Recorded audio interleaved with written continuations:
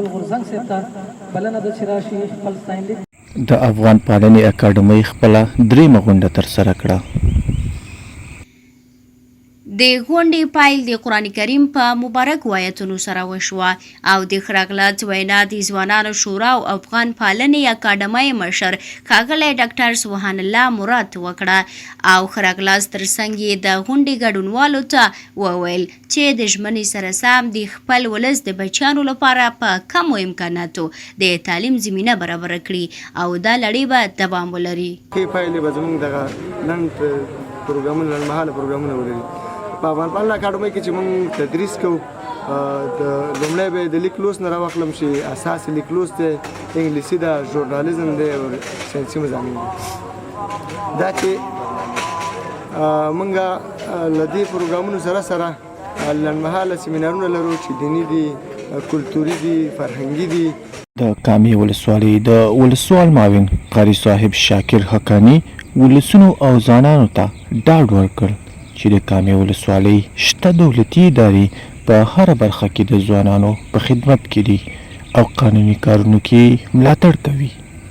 د ملګرو د امکاناتو او حتی چې د مرستو د امکاناتو نه د دې ولس د تربیې لپاره ملاتړ ده.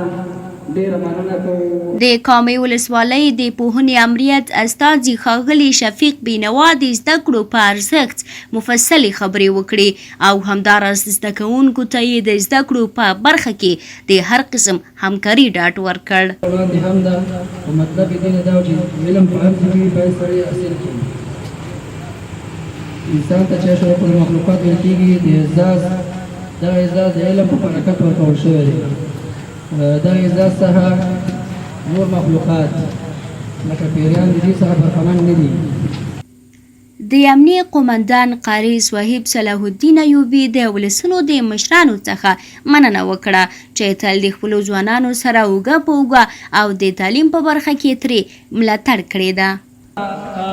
زندگی مخته وړې ده نو دغه علم په ټولو مسلمانانو باندې فرض دی چې دغه څلرویشت ګنټې ورباندې د نبي علیه السلام په طریقو تېر کړي. بل عزتمندو دلته د دغې څوک چې دلته فارغ شوي د دوی پلارونه به هم دلته ناست دي، د دوی مشران به هم دلته ناست دي، ډېر مشران به دلته نور هم شتون لري. هر بچی په هر مشر باندې په هر پلار باندې هغه درې حقه لري. یو حق عزتمندو هغه دغه ده چې نن موږ او تاسو دلته په دغې مجلس کې راجمع شوي.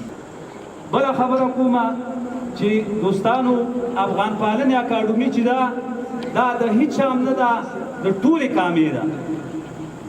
تاسو ته په یقین سره وایم هر وخت زموږ دروازې ستاسې پر مخ خلاصې دي. د غونډې په پای کې فارغ شوي زده کوونکو ته تصدیقونه او راغلو میلمنو ته ستاینلیکونه ورکړل شو. یاد دې وي چې افغان پالنې علمي اکاډمي چې په ننګرهار ولایت کامې ولسوالۍ کې موقعیت لري د تیرو 3 کلونو راپدې خوا ځوانانو ته وړیا زده کړې ورکوي.